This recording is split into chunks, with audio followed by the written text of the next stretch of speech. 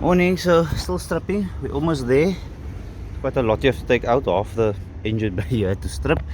So I'm still busy stripping. I have to get to that area. That's where we're going to find our problem, hopefully. I just wanted to show you this pipe here.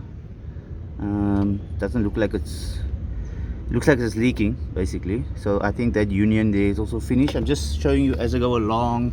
If I see anything crazy, I'll let you know. Lots of acid on the battery.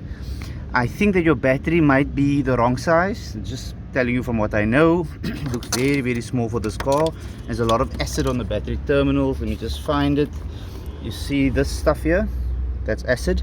That will happen when the battery is either sulfated. It's called sulfation, because it's an acid battery. It's not a calcium battery. There you'll see some acid on there.